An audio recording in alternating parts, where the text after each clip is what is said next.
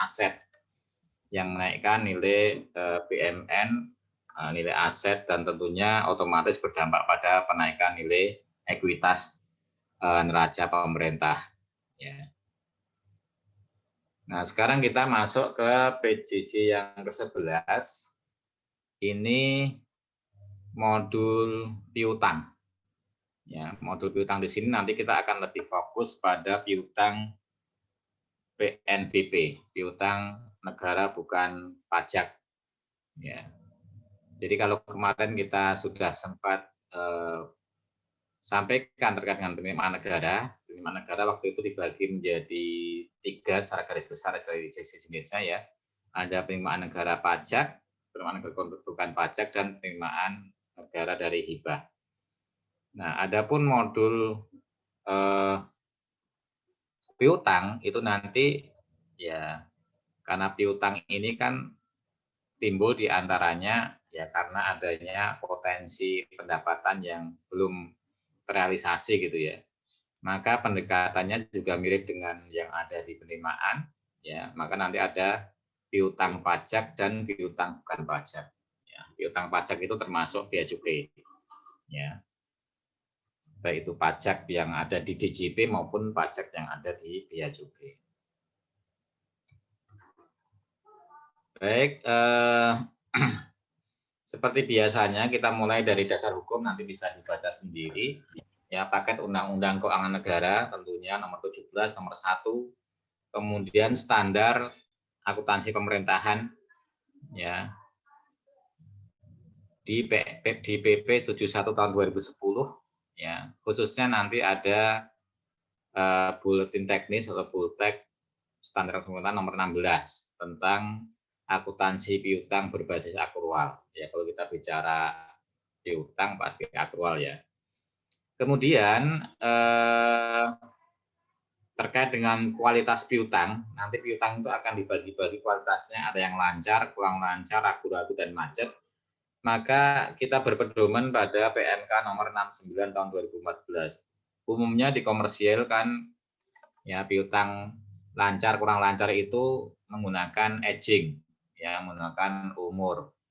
Nah, kalau di pemerintah nanti untuk sampai saat ini ya belum sepenuhnya menggunakan umur, tapi menggunakan dasar dari surat peringatan atau surat penagihan, ya, di mana kualitas lancar, kurang lancar, ragu-ragu, dan macet itu ditentukan pada surat penagihan atau surat peringatan yang diberikan oleh Satker kepada debitur.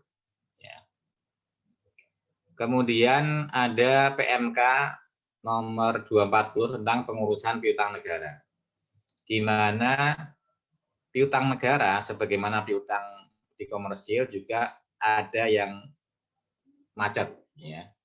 Maka ketika macet itu nanti bagaimana mekanismenya, apakah bisa dihapuskan, baik itu hapus buku maupun hapus tagih, kemudian bagaimana mekanismenya, nah itu nanti ada PMK atau peraturan keuangan yang terkait dengan pengurusan piutang negara. Kemudian siapa sih yang berhak untuk menghapuskan? Ya. Nah, ada di PMK pengurusan piutang negara, nanti bisa dicari PMK itu. Kalau beberapa waktu yang lalu saya juga sudah share 2 PMK di Google Classroom ya. Kemudian ada PMK terkait dengan sakti ya, yaitu PMK 159 tahun 2018 dan PMK 203 tahun 2019. Kemudian ada Perdirjen nomor 85 tahun 2011 tentang penantauan piutang negara bukan pajak pada Satker. Dan Perdirjen nomor 43 tahun 2012 tentang pedoman akuntansi penyelesaian piutang tak tertagih. Ya, tentunya yang Perdirjen ini ya inline dengan PMK nomor 69 yang poin 4 itu ya. Baik, kemudian kita mulai dari teorinya. Apa sih piutang itu? Ya, tadi kita sampaikan piutang itu lebih dekat dengan penerimaan. Sedangkan utang lebih dekat dengan pembayaran atau belanja gitu ya. Nah, piutang adalah jumlah uang yang akan, ya, yang akan berarti belum ya, yang akan diterima oleh pemerintah dan atau hak pemerintah yang dapat dinilai dengan uang. Tentunya ini bisa dikuantifisir, ya, karena kalau laporan keuangan pasti semuanya harus bisa dinilai dengan uang, ya. Sebagai akibat apa? Yang pertama karena adanya perjanjian, ya. Contohnya apa? Ketika ada perjanjian antara pemerintah dengan pihak ketiga, yang mana pihak ketiga itu seharusnya memberikan sejumlah uang ke negara, tapi dia belum melakukan kewajibannya, dan kita belum menerima haknya, maka nanti bisa kita akui sebagai piutang. Ya. Ya. Contoh misalkan apa? Ketika ada perjanjian sewa menyewa, ya. Jadi pemerintah punya aset yang akan disewa oleh pihak ketiga wajib ya memberikan sejumlah uang atas sewa tersebut, tetapi ternyata pihak ketiga itu belum memberikannya, baik memberikan sebagian maupun secara penuh lah. Ya. Kemudian ada juga yang sebagai akibat kewenangan pemerintah dengan peraturan undang-undangan yang berlaku. Ya, contohnya apa? Contohnya misalkan pajak. Pajak itu kan pemerintah punya kewenangan untuk memungut, menarik pajak dari warganya, baik itu warga secara perorangan maupun secara organisasi, ya, perusahaan dan seterusnya. Atau akibat lainnya yang sah, ya, atau akibat lainnya yang sah. Ya, nanti contohnya apa? Misalkan ketika terjadi kehilangan barang milik negara, jadi masih ada kaitan dengan modul aset, ya, atau persediaan. Kemudian ya pihak yang menghilangkan barang itu setelah diteliti ada unsur kelalaian, ya, maka dia wajib melakukan penggantian. Nah, ketika penggantian itu tidak cash, ya dicicil, maka di sana ada piutang. Ya, termasuk ketika ada bendahara misalkan yang kemudian menggelapkan uang negara, nah dia wajib misalkan mengganti, nah menggantinya dia nggak bisa langsung cash, nah dia akan misalkan dipotong gajinya atau dengan mekanisme cicilan gitu ya, maka itu nanti ada timbul piutang di sana. Baik, kemudian kita masuk ke kewenangan, ya. Jadi kalau kita masuk ke kewenangan, Menteri Keuangan itu punya dua sisi, selaku bendahara umum negara dan selaku pengguna anggaran, sebagaimana kementerian-kementerian yang lain. Kalau kementerian yang lain itu hanya satu, yaitu pengguna anggaran, pengguna barang. Tapi kalau Menteri Keuangan, ya namanya Menteri Keuangan, selain dia pengguna anggaran, ya melaksanakan kegiatan-kegiatan teknis kementeriannya yang terdiri dari beberapa eselon 1, terdiri dari kurang lebih 800-an satker kalau sekarang ya. Maka Menteri Keuangan itu juga selaku bendahara umum negara. Kaitannya dengan pengelolaan piutang negara, maka Menteri Keuangan selaku BUN itu bertugas mengelola piutang BUN secara efektif, efisien, transparan, dan akuntabel. Sesuai tentunya dengan ketentuan perundang-undangan yang berlaku. Nah, kemudian melaksanakan rekonsiliasi dan pemutakhiran data piutang negara. Nah, beberapa waktu yang lalu ada teman dari DJKN, Direktorat Jenderal Negara, ya menginformasikan mereka diamanatkan untuk melakukan rekonsiliasi piutang negara ini. Ya, karena memang nanti unit teknis yang terkait dengan pengelolaan piutang negara itu adanya di Direktorat Jenderal Keuangan Negara, ya, yang mana di daerah itu ada satker kepanjangan tangannya namanya KPKNL, ya, Kantor Pelayanan Keuangan Negara dan Lelang. Ya. Kemudian ada Kanwil DJKN di wilayahnya atau di provinsi, beberapa provinsi. Ya. Dan di sanalah nanti juga ada direktorat yang mengurusi piutang negara ini. Ya, dan ada yang namanya panitia urusan piutang negara itu di DJKN. Nah, kemudian tugas yang lainnya selaku pun mengkoordinasikan, mengharmoniskan, dan mengkonsolidasi seluruh kegiatan pengelolaan piutang negara pada kementerian negara atau lembaga. Ya, termasuk yang ada di pengguna anggaran BUN. Ya. Pengguna anggaran BUN ini berarti yang kode bagian anggaran 999. Baik. Nah, sekarang kementerian lembaga, ya, selaku pimpinan lembaga ya atau selaku pengguna anggaran. Ya. Contohnya apa? Misalkan ada DPR, MPR, kemudian BPK masuk ya, kemudian kejaksaan, kepolisian, kemudian Kementerian Pertahanan, termasuk Kementerian Keuangan selaku pengguna anggaran. Ya, itu bertugas mengelola piutang negara secara efektif, efisien, transparan, dan akuntabel sesuai dengan peraturan perundangan. Termasuk nanti ada Kementerian SDM yang di sana ada perikatan dengan pihak kuasa pertambangan. Ya. Nah itu ada royalti yang seharusnya dibayarkan oleh kuasa-kuasa pertambangan itu kepada negara. Nah maka nanti di sana ada timbul potensi piutang ketika mereka belum membayarkan. Kemudian melakukan rekonsiliasi dan pemutakhiran data piutang negara. Nah, tadi ya tentunya nanti rekonnya dengan BUN yang diwakili DJKN. Lalu ruang lingkup pengelolaan piutang negara itu seperti apa? Yaitu mulai dari penatausahaan. Ya, penatausahaan nanti yang banyak dibahas di sini dan difasilitasi oleh aplikasi Sakti itu mulai dari pencatatan debitur. Ya, saya coba share langsung aja di aplikasinya seperti apa sih di Sakti ya. Sebentar.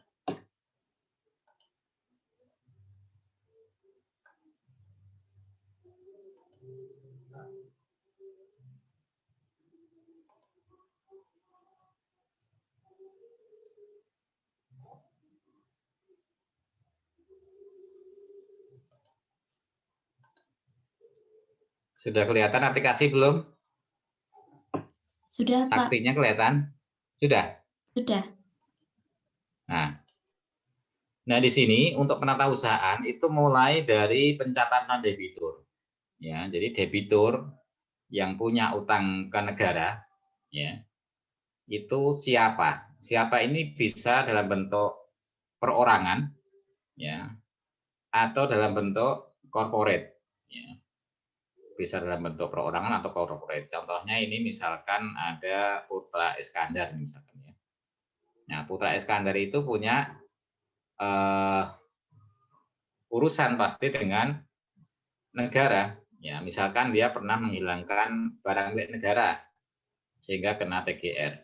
Atau dia pernah misalkan dapat kelebihan gaji atau kelebihan tunjangan yang seharusnya itu misalkan gajinya harusnya 4 juta tapi terlanjur terbayar 5 juta. Ada kesalahan perhitungan misalkan. Kalau ini biasanya nggak sengaja ya.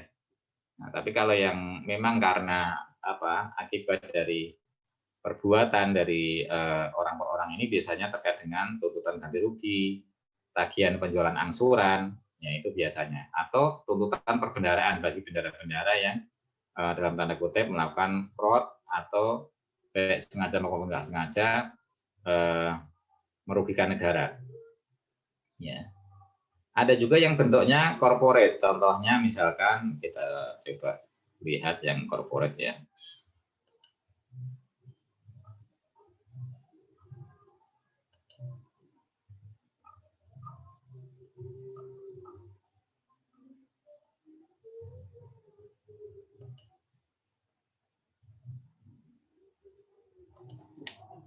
Nah ini contohnya ini ya, PT Mitra Energi Persada. Ya, ini ya. Nah, ini corporate ya, dalam bentuk corporate. Ya misalkan ada kelebihan pembayaran kontrak misalkan ya, yang mana si pihak ketiga ini misalkan melakukan prestasi ya, kemudian dia harus mengembalikan ke negara. Nah, sebelum dia mengembalikan negara ya atau sebelum lunas pengembaliannya nanti dia akan diambil sebagai piutang. Itu yang terkait dengan penatausahaan. Pertama dengan pencatatan debiturnya. Kemudian yang kedua, setelah mencatat debiturnya ini sebagai referensi ya. Referensi sehingga nanti kita bisa membuat kartu piutang ya dan membuat laporan-laporan piutang per debitur. Maka kita mencatatkan piutangnya ya. Mencatatkan piutangnya. Ya, mencatatkan piutangnya. Piutang itu ya atas debitur siapa. Di sini ada pilihan piutang baru atau piutang dari akibat hapus buku atau saldo awal. Ya, kenapa ada saldo awal? Karena Sakti kan baru digunakan di akhir-akhir ini. Bisa jadi Satker itu yang sudah berdiri jauh sebelum ada Sakti itu punya saldo awal piutang yang dulu hanya dicatatkan dalam bentuk gelondongan di Saiba, ya hanya muncul di laporan keuangan, tapi tidak ada rincian per debiturnya, maka nanti dicatatkan di saldo piutang. Ya, setelah sebelumnya jurnal yang dulu pernah dibuat atau dilaporkan itu dibalik, kemudian dia akan catat saldo awal. Lalu ada juga piutang yang sebenarnya piutang itu sudah pernah dihapus bukukan, tapi tahu-tahu si debiturnya kemudian membayar. Ya, maka itu kita hidupkan lagi sebagai piutang dari hapus buku. Ya. Jadi nanti ketika ada piutang baru, misalkan ada TGR lagi ya tentang ganti rugi, maka kita catatkan di sini. Ya. Misalkan sebagai contoh, ada pegawai yang menghilangkan barang, ya, kemudian dibentuk tim, ternyata di situ ada unsur kelalaian, maka ditetapkan si pegawai itu harus membayar tuntutan ganti rugi. Atau ya bisa juga misalkan ada yang sudah disekolahkan oleh negara, baik itu melalui sekolah sekretariat dinas maupun melalui beasiswa, ya contohnya beasiswa LPDP. Yang mana dia punya kewajiban sebenarnya setelah sekolah itu dia harus tetap ya berada di posisi PNS-nya misalkan. Tapi dia dalam tanda kutip disersi ya, keluar sebelum waktu pengabdiannya habis, maka nanti bisa kena piutang TGR. Dan ini relatif banyak juga TGR yang karena beasiswa atau karena sekolah ikatan dinas ini. Mungkin termasuk di STAN, saya nggak tahu di STAN sekarang kalau disebut ikatan dinas juga tidak murni ikatan dinas, tapi kalau keluar setelah lulus kelihatannya juga harus bayar ya. Masih harus bayar ya, Mbak ya? Masih, Pak. Nah itu ketika kejadian itu misalkan ya nanti setelah lulus ada yang kemudian mau kerja di luar aja gitu ya. Nah itu kan ada kewajiban bayar. Nah kewajiban bayar itu nanti bisa masuk dalam kategori ini piutang tuntutan ganti rugi. Ya. Lalu tagihan penjualan angsuran, contohnya apa? Ketika misalkan ini sekarang sudah agak jarang kejadiannya. Dulu PNS itu bisa membeli rumah negara, ya rumah negara yang di golongan 3 kan rumah dinas itu, seperti kalau di keuangan itu di Ciledug ya ada. Nah itu bisa dibeli oleh PNS dengan cara mengangsur ya, mengangsur atau mencicil lah, mengangsur aja bahasa yang lebih halus ya, mengangsur. Dengan cara mengangsur, dulu saya masih menemui ada pegawai yang ngangsur itu hanya puluhan ribu. Padahal rumahnya itu mungkin sekarang sudah M kalau di apa dinilai sekarang, karena menurut rumah-rumah zaman dulu kan besar-besar ya mungkin ada 200 meter gitu ya. Itu cicilannya itu hanya kurang dari 100 ribu kalau nggak salah. Selama berapa belas tahun waktu itu. Nah, itu tagihan penjualan angsuran. Jadi seolah-olah pemerintah kan menjual rumah ke pegawai itu ya.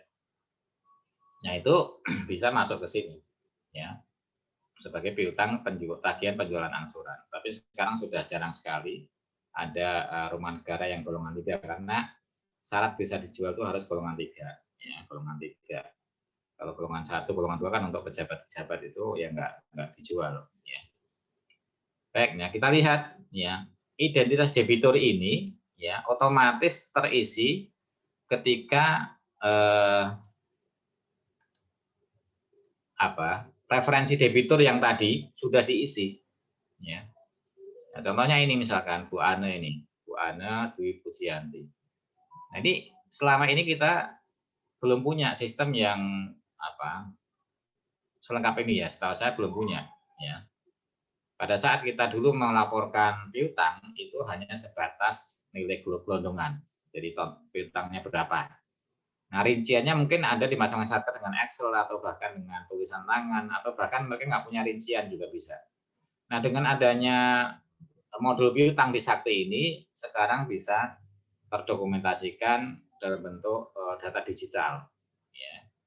Sehingga kita akan mudah menelusuri kalau ada piutang di laporan keuangan, ada piutang TGR misalkan 100 juta itu terhadap siapa saja sih?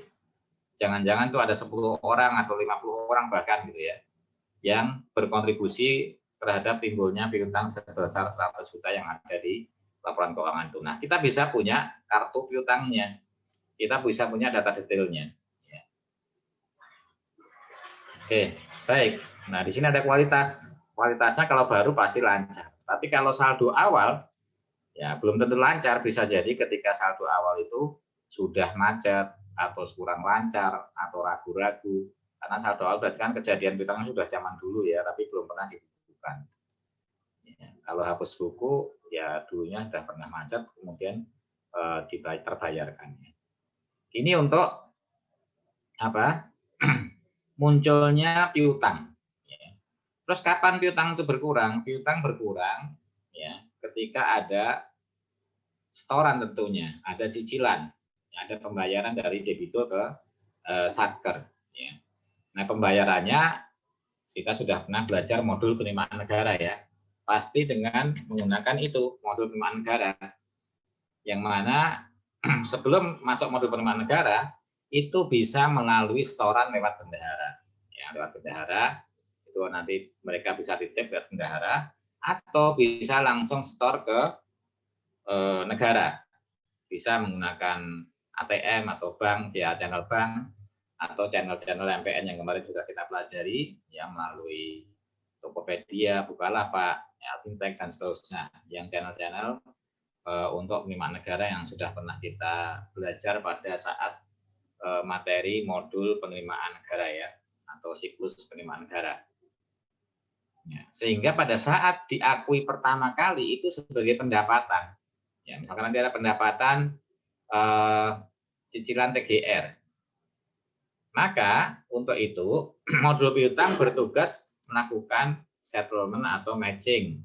Ya, dia akan mencatat transaksi untuk settle-nya, untuk mengeklopkan yang seharusnya tadi yang awalnya itu diakui sebagai pendapatan, maka sebenarnya dia itu akan direklas menjadi pengurang piutang. Di sini caranya.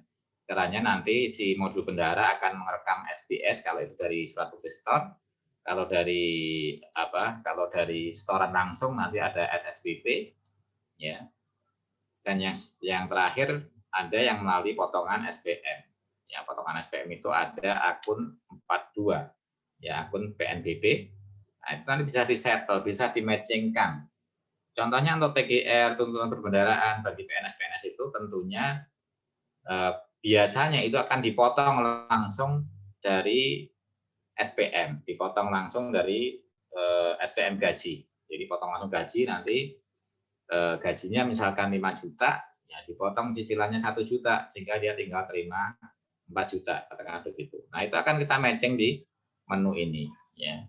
Sehingga dengan adanya matching ini, nanti piutang yang tadi itu awalnya misalkan 5 juta gitu ya, kemudian kita matching, kita kurangi dengan cicilannya di sini, ya 1 juta, ya tinggal 4 juta, begitu seterusnya.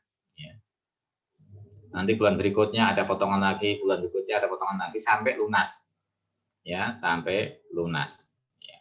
Atau kalau nggak sampai lunas, ya misalkan sampai mungkin macet kemudian dihapus bukukan dan seterusnya. Ya, termasuk fitur di modul piutang ini, normalnya ini ya, normalnya adalah ada catat debitur, kemudian nyatet piutang barunya, lalu transaksi cicilannya. Tapi kadang-kadang ya ada kondisi di mana piutang itu macet, ya. Piutang itu macet, maka itu bisa kita limpahkan ke DJKN untuk penagihannya. Jadi debt kolektornya pemerintah itu ada di DJKN, Direktorat Jenderal Negara ya. Dalam hal ini mungkin panitia urusan piutang negara. Mereka yang menagihkan, tapi tidak mengurangi, tidak mengalihkan kewajiban pencatatan penguasaan piutangnya. Jadi penguasaan piutangnya tetap ada di satker yang bersangkutan. Misalkan satker A ya, satker A punya piutang kepada debitur X misalkan ya. Nah, tahu-tahu debitur X ini tidak mau bayar. Ya. Nah, kemudian sudah ditempuh dengan langkah-langkah terbitkan SP ini, surat peringatan 1, 2, 3, tetap nggak mau bayar. Ya, berbagai macam upaya sudah dilakukan nggak mau bayar, ya akhirnya dilimpahkan ke PUPN. Tentunya ini yang dilimpahkan yang sudah macet-macet ya. Jadi nanti yang menentukan kualitas itu untuk piutang baru kan pasti lancar. Nah, ketika dia sudah mulai tersendat, ya dikasih SP1 misalkan, surat peringatan pertama. Nah, kalau 30 hari setelahnya tidak juga mau melakukan pembayaran, maka nanti kualitas piutangnya akan turun dari lancar menjadi kurang lancar. Lalu diterbitkan SP2. 30 hari setelahnya tetap nggak mau juga, ya nanti akan akan direklas lagi menjadi ragu-ragu. Ya, kemudian terbit SP3, ya tetap nggak mau bayar juga, ya maka akan diturunkan lagi menjadi macet. Nah, setelah macet, berbagai upaya penagihan dilakukan tidak mempan misalkan, maka bisa dilimpahkan ke DJKN. Nah, pelimpahan ke DJKN ini sekali lagi tidak mengurangi kewajiban Satker untuk tetap melakukan penatausahaannya. Jadi tetap nanti laporannya ada di Satker masing-masing. DJKN dalam hal ini mendapatkan pelimpahan hanya untuk menagihkan saja. Nanti kalau tertagih bagaimana, ya dikomunikasikan dengan Satkernya. Yang kemarin macet itu ada pembayaran sekian misalkan, maka akan jadi pengurangan terus. Nah, kalaupun misalkan di DJKN tetap orangnya bandel atau misalkan melarikan diri atau sampai tidak diketahui ya lokasinya dan seterusnya, nah nanti bisa diusulkan untuk hapus buku kemudian hapus tagih. Ya, hapus buku ini hanya menghapuskan dari pembukuan, mengeluarkan dari neraca. Tapi kalau hapus tagih, ya itu berarti awalnya hapus buku, kemudian penagihan pun sudah tidak dilakukan. Jadi hapus buku tetap tidak mengurangi kewajiban menagih, ya tetap akan ditagihkan, hanya karena sudah sulit dan kemungkinannya mungkin kecil, nanti ngotor-ngotorin laporan ya. Jadi akhirnya dikeluarkan dari laporan, tapi tetap ditagihkan. Baik, ini kurang lebihnya untuk penatausahaan piutang, termasuk nanti kalau ada kesalahan, ada koreksi catatan piutangnya, lalu ketika ada likuidasi satkernya bubar misalkan, tapi dia masih punya saldo piutang, maka bisa ditransfer ke satker barunya. Atau tidak usah likuidasi, misalkan ada pegawai dulunya ada di KPPN atau di KPKNL atau di PKN STAN misalkan, PKN STAN menghilangkan barang kena TGR di PKN STAN itu. Belum sampai lunas, pegawai itu dimutasi misalkan ke BDK, ya ke Balai Diklat Jogja misalkan. Ya. Maka piutang yang dari Satker PKN STAN itu bisa ditransfer ke BDK Jogja. Kenapa? Karena nanti kan cicilannya akan dilanjutkan di Satker Jogja, yaitu dengan cara memotong gaji pegawai yang bersangkutan. Sehingga nanti akan ditransfer ya ke Satker BDK di Jogja sana, termasuk referensi debiturnya ini ya, kemudian juga kualitas piutangnya apa dan saldonya berapa, untuk dilanjutkan nanti pelunasannya di BDK Jogja. Belum selesai di BDK Jogja, dia sudah mutasi lagi, maka nanti akan ditransfer lagi ke tempat yang lain. Ya, sehingga nanti STAN itu transfer keluar, BDK juga bisa transfer masuk. Kurang lebih begitu. Ya, kemudian dengan sistem ini juga otomatis nanti akan disisihkan, ada penyisian piutang secara otomatis oleh aplikasi ya, dengan cara melakukan klik tombol sisihkan ini setiap semester sekali. Bagaimana cara penyisiannya? Berdasarkan kualitasnya. Kalau dia masih lancar, maka penyisiannya akan dihitung dengan formula 5 per mil, ya 5 per 1000 kali saldo piutangnya. Kalau kurang lancar 10%. Ya, contohnya 5 juta berarti 500.000 kalau kurang lancar.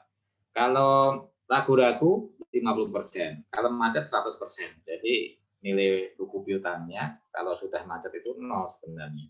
Tapi tetap dilaporkan sampai dengan adanya hapus buku ya. Baik ya, ini mungkin gambaran penatausahaan di Sakti ya. Sekarang kita kembali ke slide-nya. Atau ada yang mau ditanyakan dulu sampai di sini? Silahkan. Rekan-rekan sekalian, kalau ada yang mau ditanyakan untuk penatausahaannya tadi. Ada yang mau ditanyakan dulu? Ini sudah lengkap ya? Iya Pak, sudah lengkap. Baik, kalau belum ada yang bertanya,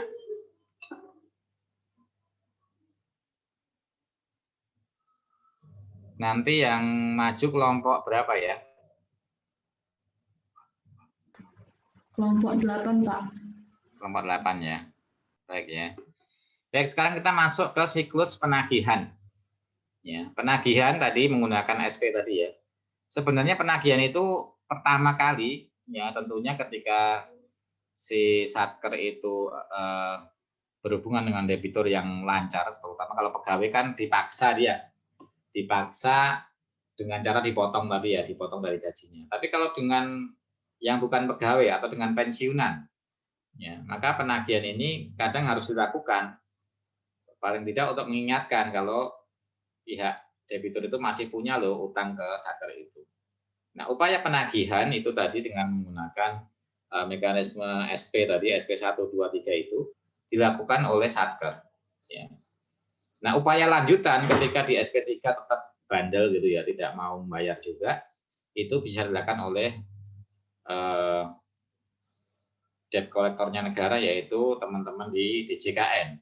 Ya, sekali lagi upaya penagihan yang dilimpahkan ke DJKN tidak memindahkan kewajiban penentausahaan piutangnya. Jadi kewajiban penentausahaan piutang, pelaporan piutang tetap ada di satkernya. Ya, DJKN hanya membantu menagihkan. Ya.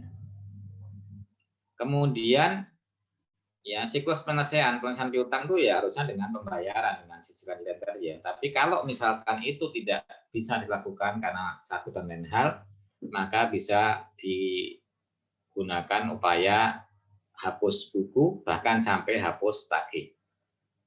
Ya, hapus buku masih ada kewajiban menagih.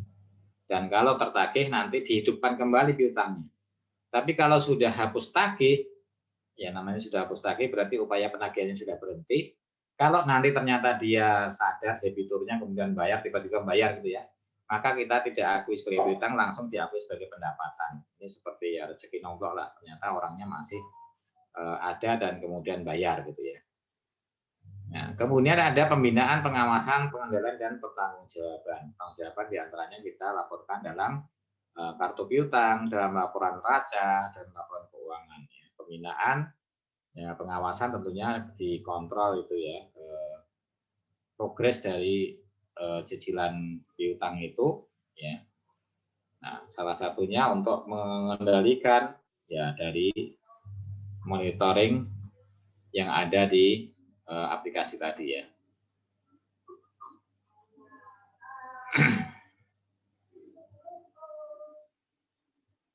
Baik, ya yang tadi kita sudah secara tidak langsung sudah kita sampaikan di aplikasi ya, cara penatausahaannya.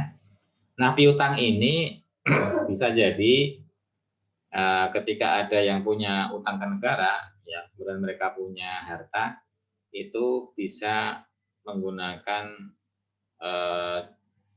sebagian hartanya untuk jaminan, ya. Yang mana ketika nanti ada jaminan ini akan mengurangi perhitungan penyisihan piutang. Jadi penyisihan piutang itu nanti akan memperhitungkan berapa jaminannya. Contohnya misalkan piutangnya 5 juta.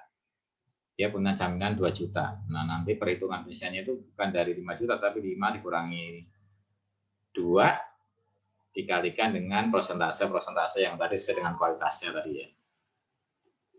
Oke, kemudian nah ini upaya penagihannya ya umumnya dengan tertulis ya atau dengan kegiatan optimalisasi. Baik, kemudian untuk pelunasan atau penyelesaian itu ya pertama idealnya dengan pelunasan. Ya, idealnya dengan pelunasan. Kalau enggak memungkinkan ya karena satu dan lain hal tadi ada pintu penghapusannya. Walaupun tentunya akan dioptimalkan untuk penagihan supaya dilunasi. Ya, minimal ya pelunasan dengan keringanan. Ya, kalau memang orangnya nggak mampu, ya bisa jadi ya. Baik,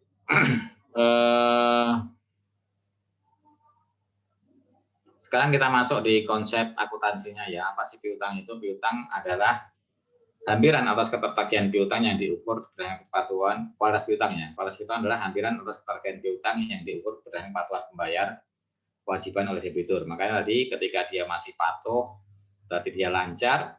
Ketika dia sudah mulai menunggak, kemudian di SP ya 1 ya, nanti dia akan turun menjadi kurang lancar, kemudian SP2 menjadi ragu-ragu dan SP3 menjadi macet. Dan itu menentukan persentase dari perhitungan piutang tak tertagihnya ya. Tadi kita sampaikan 5 per mil, 10%, 50% dan 100%. Kemudian secara jangka waktu, jatuh tempo, maka kita bagi menjadi 2, ada yang jangka panjang, jangka pendek. Ya. Yang jangka pendek yang mana? Yang tertagih ya dalam kurun waktu ya kurang dari 12 bulan atau sampai dengan 12 bulan. Sedangkan yang di atas itu maka kita masukkan sebagai piutang jangka panjang. Nah, sekarang kita lihat klasifikasinya. Klasifikasinya ada yang kita klasifikasikan berdasarkan parameter jangka waktu, yang pendek dan panjang tadi. Ada yang kita klasifikasikan dari sebab timbulnya. Trigger munculnya piutang itu karena apa? Apakah karena pungutan, contohnya yang pajak, bea cukai itu, ataukah karena perikatan, yang tadi misalkan TPA, tagihan penjualan angsuran, atau karena sebab lain, yang contohnya tadi menghilangkan atau merugikan negara tadi, sehingga muncul tuntutan perbendaharaan bagi para bendahara yang merugikan negara, ya misalkan menggelapkan uang kas bendahara, ya, atau pertanggungjawabannya tidak sesuai dengan realisasinya, ya, ketika dia bertanggungjawabkan itu bikin SPJ-nya SPJ fiktif misalkan, SPJ bodong misalkan, harusnya misalkan kegiatan itu hanya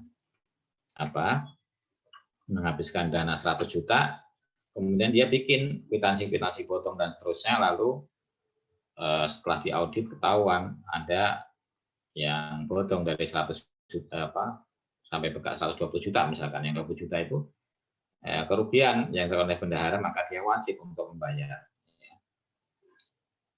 Atau tuntutan ganti rugi yang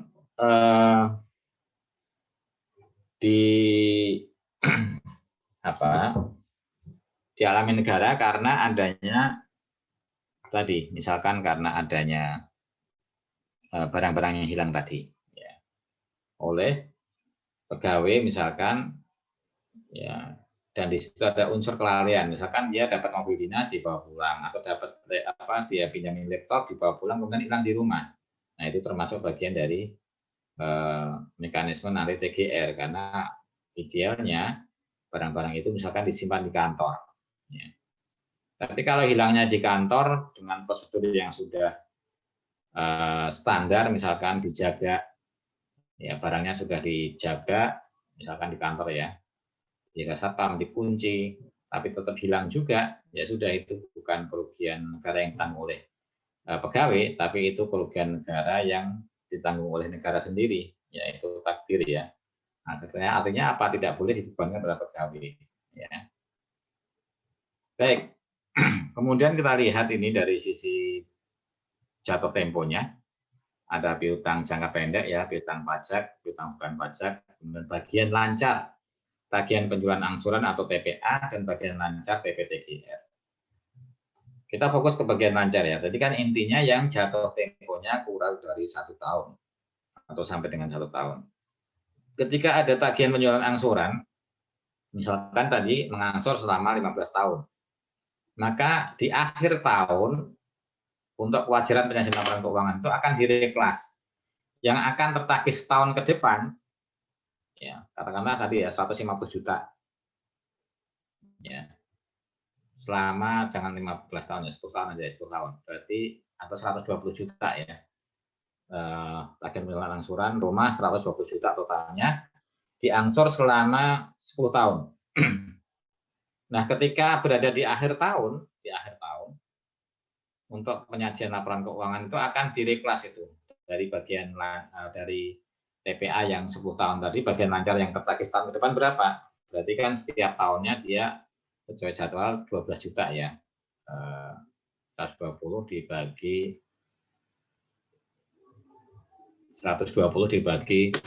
10 katakanlah gitu ya. Maka 12 juta itulah yang akan direklas menjadi bagian lancar TPA. Demikian juga untuk perhitungan TGR juga sama. TGR misalkan ngangsur 5 tahun. Makanya akan terpakai setahun itu di akhir Desember itu direklas menjadi bagian lancar TP TGR. Untuk saat ini reklas ini dilakukan manual dengan jurnal manualnya. Baik.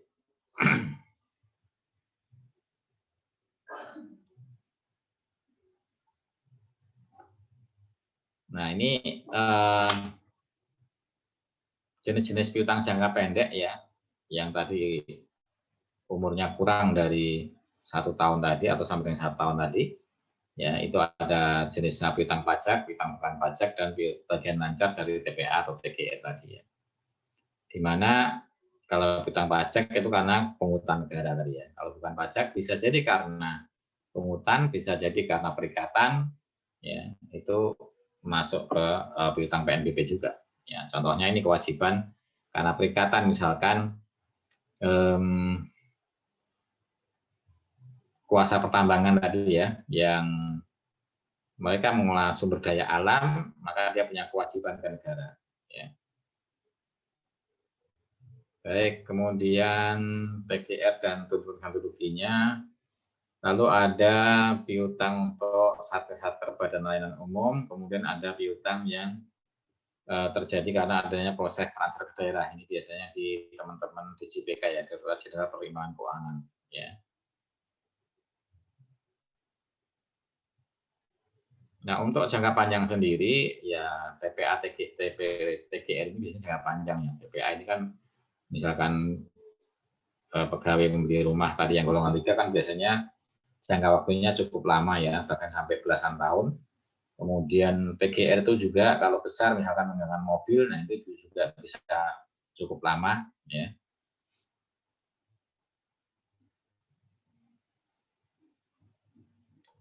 Nah, kemudian secara akuntansinya seperti apa sih? Yang pertama tentunya di konsep akuntansi itu kan ada pengakuan, pengukuran, dan pengungkapannya. Kapan sih kita akui piutang? Ya ketika timbul hak tagih. Dasarnya apa? Dasarnya kalau di pajak itu contohnya surat ketetapan pajak ya SKP, ya, atau surat penagihan, ya. Nah itu kemudian kita akui piutangnya, kita bukukan. Kemudian bagaimana nilainya, ya penilaiannya, maka kita bukukan sebesar net realizable value-nya, ya, sehingga di situ nanti ada konsep penyisian piutang, mirip dengan di aset itu ada penyisian atau akumulasi, ya, atau depresiasi, ya, atau amortisasi untuk aset tak berwujud. Kemudian kualitas piutangnya seperti apa? Tadi sudah kita sampaikan. 5/mil. Di sini bahasanya 0,5% sama ya, 5/mil. Ya, 5/1000 sama dengan 0,5/100 ya. Itu ketika masih lancar. Ya, jadi sekali lagi saat ini kita belum menggunakan edging untuk menentukan lancar, kurang lancar, ragu-ragu macet, tapi menggunakan SP tadi. Ya. Nah, ketika dia sudah berubah menjadi kurang lancar, maka naik penyisiannya jadi 10%. Ragu-ragu 50%, 100% untuk yang macet. Sehingga ketika piutang macet itu sebenarnya NRV-nya itu 0 sebenarnya. Kenapa? Ya, karena antara nilai piutang dengan penyisiannya sama. Ya. Baik, nah ini contoh penyajian di laporan neraca, ya, di mana ada di aset lancar dan aset lainnya nanti kalau untuk yang jangka panjang, yang jangka pendek ada di aset lancar. Contohnya itu adalah piutang pajak, piutang bukan pajak, dan seterusnya. Nanti piutang TPA TGR-nya ini hanya bagian lancarannya yang kalau yang TPA TGR-nya itu masuknya di kelompok aset lainnya.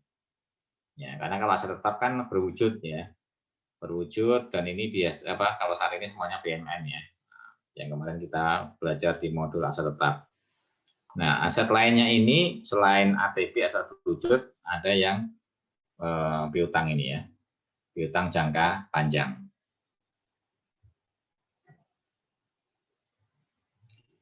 Baik, kemudian cara pengungkapannya, ya tadi kan pengakuan, pengukuran, sekarang pengungkapan. Pengungkapannya seperti apa? Ya, Yang pertama, media untuk mengungkapkannya ada di catatan atas laporan keuangan. Apa yang diungkapkan? Ya, kebijakan akuntansi yang kita gunakan, penilaian, pengakuan, dan pengelolaan utangnya, kemudian rincian jenis-jenis dan saldo menurut kualitasnya. Bahkan bisa nanti sampai dengan rincian debiturnya, termasuk perhitungan penyisihan piutangnya. Dan ini sudah kita akomodir di sini ya, di Sabtu ini. Coba kita lihat, ini ada kartu piutang.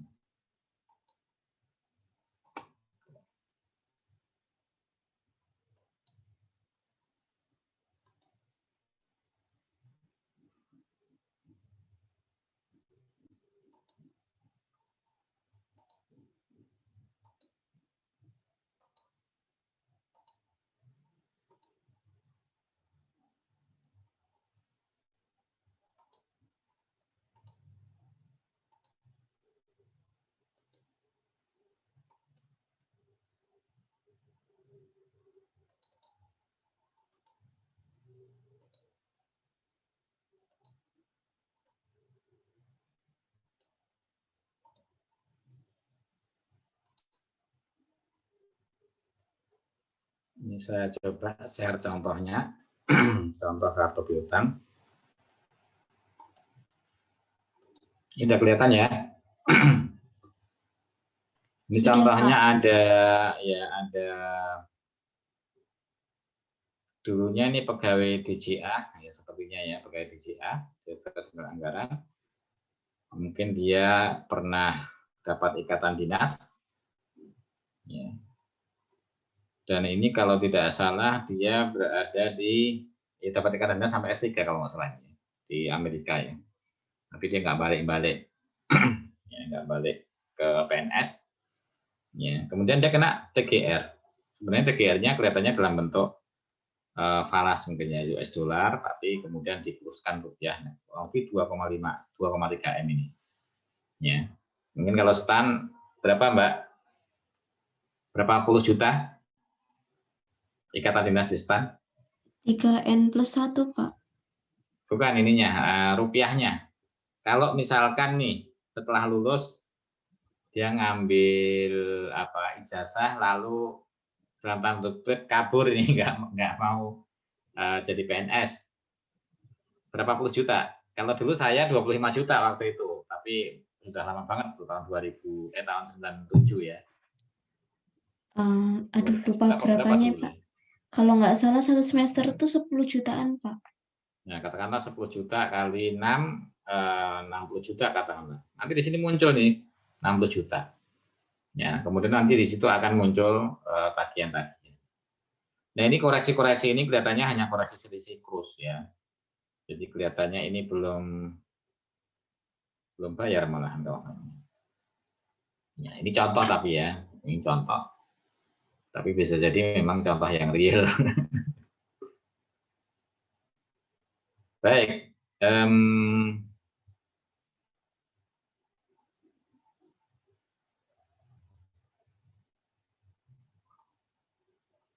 Ini contoh kartu piutangnya. Nah, ini dari kartu ini kan yang paling detail nih.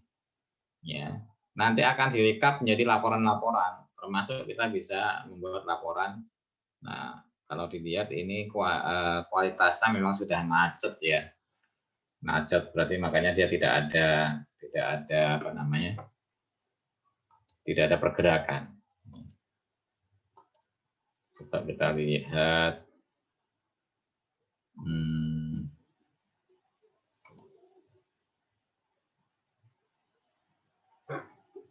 Piutang penyisian.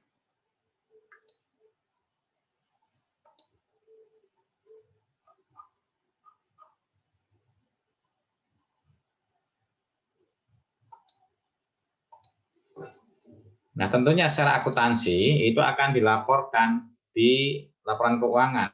Nanti di laporan keuangan akan muncul akun ini, piutang tuntutan perbendaharaan. Ini kelihatan nggak ya? Rekonsiliasi piutang JLP ini. Kelihatan, Pak. Kelihatan ya? Ya.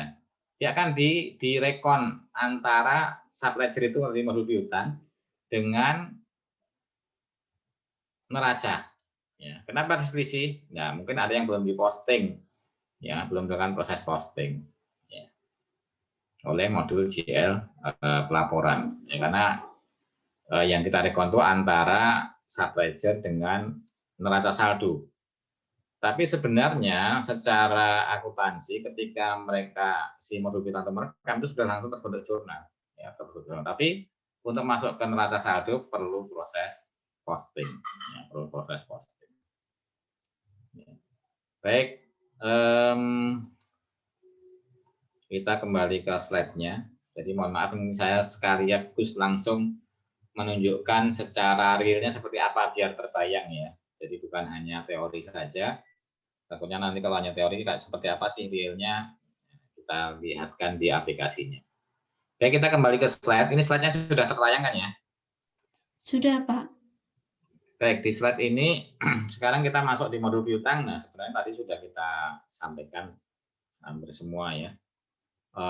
Modul piutang yang disakti, tadi ruang lingkupnya pertama yang pencatatan referensi debitur. Kemudian setelah itu pencatatan transaksi piutangnya, ya. Lalu ya ada ruang lingkup untuk saat ini itu hanya untuk piutang PNBP. Bagaimana dengan piutang pajak, piutang bea cukai? Maka itu ditata usahakan secara detail di aplikasi-aplikasi yang ada di DJP dan DJBJ. Sakti nanti akan mendapatkan data piutang dari pajak dan bea cukai itu melalui proses interkoneksi. Jadi mereka akan kirim data ke Sakti melalui SLDK ya, pertukaran data yang di Pusintek ya. Kemudian diambil oleh Sakti supaya muncul di laporan keuangan. Pertukaran secara periodik 6 bulan sekali, jadi mutasi piutang itu akan dikirim dari masing-masing sistem yang ada di pajak dan bea cukai ke Sakti. Adapun yang transaksional di Sakti itu saat ini adalah piutang negara bukan pajak atau PNBP. Contohnya apa yang tadi kita sampaikan, TPTGR, TPA, kemudian nanti bisa untuk PNBP yang lainnya seperti yang royalti dan seterusnya itu ya, royalti yang pertambangan dan seterusnya. Itu bisa menggunakan Sakti secara transaksional. Nah, kemudian outputnya ini, outputnya ya ada kartu dan rekap-rekap ya. Baik. Nah, secara alur tadi sudah kita gambarkan sebenarnya di aplikasinya mulai dari perekaman referensi debitur, nyatet piutang dan seterusnya. Kalau debitur sudah ada ya kita langsung nyatet piutangnya. Karena satu debitur itu bisa punya utang ke negara lebih dari sekali. Contohnya misalkan tadi pegawai yang menghilangkan barang. Nah, misalkan tahun lalu dia menghilangkan laptop. Ya, tahun ini misalkan dia dapat motor dinas gitu ya, hilang juga kena TGR lagi, maka dia akan terdaftar punya 2 kartu piutang. Ya. Ya. Kemudian kalau dia juga bendahara misalkan, dia melakukan fraud terhadap kas bendaharanya, mungkin akan muncul lagi kartu yang ketiga. Ya. Jadi satu debitur itu bisa punya beberapa kartu, maka kita punya ID piutang. Lalu dalam perjalanannya, kalau dia nggak lancar bisa kena SP ini, ya. Kemudian kita akan sisihkan berdasarkan kualitas piutang. Ya. Kualitasnya sekali lagi tergantung dari SP yang sudah diterbitkan. Oke. Kemudian hubungan dengan modul yang lain. Nah, ini tolong nanti pahami yang seperti ini kan sering keluar di ujian ya. Apa sih hubungan modul piutang dengan modul-modul lain yang di Sakti? Kita pasti di sini bahasanya Sakti ya, karena modul piutang itu hanya ada di Sakti. Tidak ada hubungan dengan SPAN ya. Ya, SPAN itu terkait dengan modul-modul yang lain ya, pembayaran dan seterusnya. Di modul pelaksanaan, ya terutama dalam modul anggaran ya. Dengan modul yang lain terkait dengan pelunasannya atau cicilannya, ya, angsurannya. Di mana angsuran itu bisa menggunakan mekanisme surat bukti store yang tadi kita sampaikan, si debitur itu titip ke bendahara. Saya titip ini untuk bayar utang saya. Nanti bendahara yang nyetorin, maka dia dapat SBI, surat bukti store. Ya. Nah, berarti dia dengan modul bendahara, karena SBI itu adalah bendahara. Atau ketika orang ini langsung setor ke negara dengan dokumen surat setoran bukan pajak, itu berarti juga ada di modul bendahara. Ya, jadi dari dokumen SPS atau SSBP itu akan disetel ke modul piutang. Kenapa? Karena awalnya SPS SSBP ini kan akunnya akun 42, akun pendapatan. Padahal sebenarnya itu bukan pendapatan, tapi itu pengurang piutang. Maka nanti si modul piutang itu akan melakukan settle atau melakukan matching. Setoran-setoran kemarin dari si A si B itu sebenarnya bukan penerimaan negara, tapi dia pengurang piutang. Maka akan direklas pas SBS atau SSBP-nya jurnalnya kan detail pada pendapatan misalkan, atau kas lainnya di luar pengeluaran pada pendapatan misalkan. Nah, pendapatan akan direklas menjadi pengurang piutang, sehingga nanti pada saat settle itu jurnalnya adalah pendapatan pada piutang. Ya, jadi pendapatannya berkurang, piutangnya juga berkurang. Ya, karena jadi pengurang piutang. Atau yang kedua, yang tadi umumnya yang pegawai ya, kalau pegawai itu dipaksa melalui potongan. Ya, contohnya tadi ya untuk yang TGR atau tuntutan pemeliharaan, ya gajinya dipotong langsung. Biasanya ini ada di SPM gaji, ya dia tidak dapat full gajinya tapi dipotong. Ya, nah potongan itu nanti akan disetel atau di matching oleh modul piutang ini. Potongan yang kemarin itu bukan pendapatan tapi merupakan pengurang dari piutangnya si A, B, C, D gitu ya. Nah, kalau potongan itu bisa rame-rame, misalkan dari satu satker itu ada 5 orang yang punya utang ke satker, maka nanti bisa dipotong di situ, tapi rinciannya dari 5 orang itu. Kemudian dengan modul admin tadi terkait dengan referensi yang terkait dengan apa itu ada di modul admin. Lalu dengan modul GL, pencatatan di modul piutang, baik itu pencatatan piutangnya maupun settle itu akan mempunyai dampak penjurnalan ke modul GL. Contohnya tadi, ketika piutang akan muncul jurnal piutang pada pendapatan. Ketika ada pelunasan akan muncul jurnal pendapatan pada piutangnya tadi. Ya. Ketika ada koreksi, nanti akan ada jurnal koreksinya. Baik. Nah, sumbernya apa untuk mencatat? Maka bisa berupa surat ketetapan, surat penagihan, atau SK, ya, atau SPTJM. Ya. Dan dokumen-dokumen yang dipersamakan. Oke, ini tadi secara apa aplikasi sudah kita sampaikan ya. Jadi ini bayangannya nanti silakan dibaca. Bayangkan tadi aplikasi yang sudah pernah kita tampilkan tadi, ya adanya debitur, piutang dan seterusnya tadi. Lalu di tengah-tengah mungkin ketika nggak lancar bisa muncul surat penagihan, ya. Nah, kemudian bisa jadi ya karena ada kebijakan itu di kelas yang tadinya kualitasnya misalkan macet, oh ternyata ini karena suatu sebab yang bisa kita reklas kualitasnya. Ini biasanya kewenangan Menteri Keuangan ya, yang dari macet menjadi maksimal menjadi kurang lancar ya, tidak bisa menjadi lancar sih, kurang lancar atau ragu-ragu. Lalu perhitungan tadi ada toolsnya di aplikasi. Lalu yang TKTM tadi kita sudah sampaikan, ketika ada pegawai yang pindah ke satker lain maka bisa di TKTM, atau ketika satkernya dilikuidasi masuk ke satker yang lain maka bisa menggunakan mekanisme TKTM. Nah, ketika piutang itu sudah macet, susah ditagih, maka bisa hapus buku dan hapus tagih untuk penyelesaiannya. Ya, ketika ada kesalahan atau ketika ada mekanisme lain yang harus dilakukan koreksi terhadap nilai piutang, maka kita bisa melakukan koreksi piutang. Ini bisa jadi karena salah catat atau ya karena ada kejadian lain yang kemudian ditambahkan ke nilai piutang yang lama. Contohnya ini ada di Satker Setjen salah satunya yang terkait dengan sertifikasi akuntan kalau nggak salah ya, akuntan publik. Ya, mereka punya kewajiban untuk bayar, tapi mereka nggak bayar. Nah, nanti itu ada ketentuan dikenakan bunga. Nah, bunga itu menambah pokok utang mereka. Ya, nanti berarti pakai menu koreksi. Termasuk koreksi-koreksi yang karena spesifikus tadi. Ya. Oke, ini penjurnalannya di modul piutang itu hanya ada satu role user yaitu user operator. Ya, nanti mirip dengan usernya GL pelaporan dan bendahara. Tidak ada user approval dan tidak ada user validator. Oke, menu-menunya ini nanti bisa dibaca, tadi bisa dibayangkan di aplikasi yang tadi sudah kita share. Nah, kemudian ini form-formnya. Ini kelihatannya sudah ada semua tadi, contohnya nanti bisa dibaca ya. Terakhir mungkin saya akan tampilkan, kita punya selain Sakti ada yang namanya monitoring Sakti ya.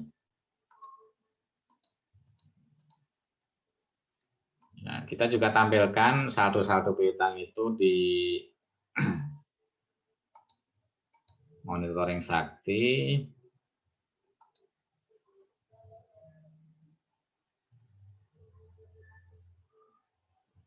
Kita masih ingat ya, Sakti Single Database, maka saya masuk sebagai user nasional ini. Sehingga di sini muncul dari berbagai satker, berbagai kementerian ya. Ya, contohnya ini Itjen Kementerian Keuangan. Nah, ini ada apa? Informasinya, ini piutang apa ya, ini TGR ya.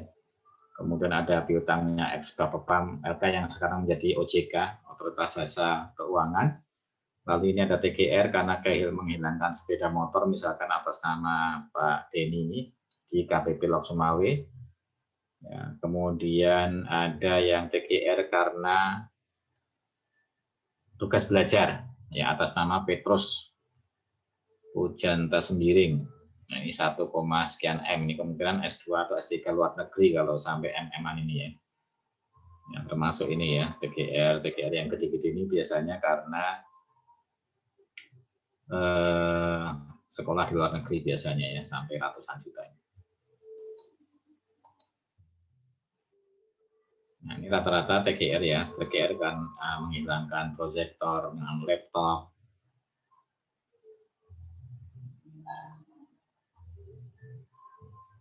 menghilangkan kamera dan seterusnya. Baik, mungkin ini rekan-rekan sekalian untuk modul piutang ya, sudah kurang lebih 1 jam saya menyampaikan materi. Silahkan kalau ada yang mau ditanyakan sebelum kita lanjut ke presentasi dari kelompok 8. Silahkan kalau ada yang mau ditanyakan, kalau nggak ada nanti lanjut langsung aja ke teman-teman kelompok 8 untuk menyampaikan materinya terkait dengan mekanisme penghapusan piutang ya. Yang tadi termasuk salah satu siklus penyelesaian tidak normal dari piutang. Normalnya harusnya dilunasi, tapi karena satu dan lain hal ya tidak bisa melunasi atau tidak bisa ditagih, akhirnya diusulkan penghapusannya.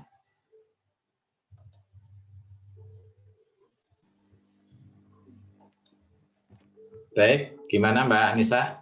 Mau langsung aja atau gimana? Boleh Pak, langsung ke kelompok yang maju kalau nggak ada pertanyaan lagi Pak. Baik ya, silakan kelompok 8 ya. Kelompok 8 silakan disampaikan materinya, nanti teman-teman bisa bertanya.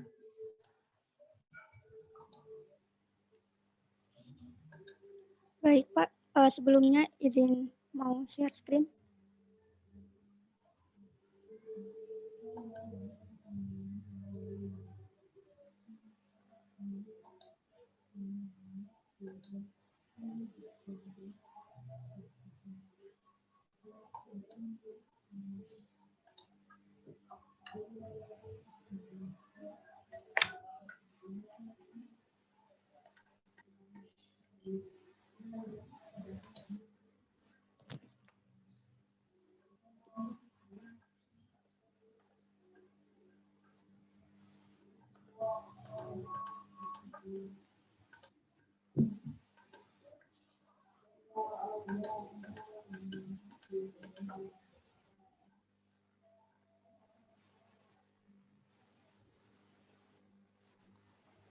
Bismillahirrahmanirrahim. Assalamualaikum warahmatullahi wabarakatuh.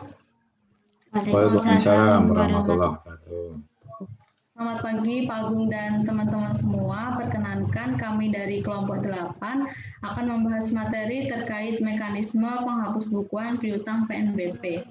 Adapun anggota kelompok dari kelompok 8 terdiri dari Didi Budiman, absen 8, Meili Pristia Wijayanti, absen 18, dan saya sendiri, Salsabila Wanda Brilianti, absen 28. Materi pertama akan disampaikan oleh Meili. Kepada Meili dipersilakan. Baik, Mbak Salsa, terima kasih. Sebelum kita masuk ke materi penghapus bukuan piutang PNBP, ada baiknya kita kenal beberapa istilah-istilah penting yang nanti akan sering muncul ya waktu pembahasan sama teman-teman saya yang lain. Istilah penting yang pertama itu ada PNBP atau penerimaan negara bukan pajak.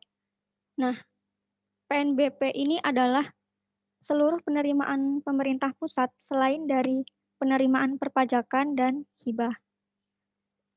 Lalu ada piutang. Piutang adalah uang yang menjadi hak pemerintah atau kewajiban pihak lain kepada pemerintah sebagai akibat dari penyerahan uang, barang, dan atau jasa oleh pemerintah atau karena sebab-sebab lainnya ya, berdasarkan peraturan perundang-undangan yang berlaku. Terus istilah yang ketiga itu ada SPN atau surat penagihan. Surat penagihan ini itu dokumen yang diterbitkan oleh Satker, kementerian atau lembaga, sebagai langkah penagihan pertama piutang PNBP kepada pihak yang memiliki utang. Terus istilah penting selanjutnya itu ada surat penagihan kedua. Nah, surat penagihan kedua ini muncul atau diterbitkan oleh Kepala Satker KL apabila kalau sampai dengan jatuh tempo pembayaran pada SPN tadi, SPN surat penagihan pertama, pihak terutang belum melunasi piutang PNBP. Selanjutnya ada surat penagihan ketiga. Surat penagihan ketiga ini sama juga diterbitkan oleh Kepala Satker KL kalau sampai tanggal jatuh tempo surat penagihan kedua, pihak terutang itu belum bisa melunasi piutang PNBP.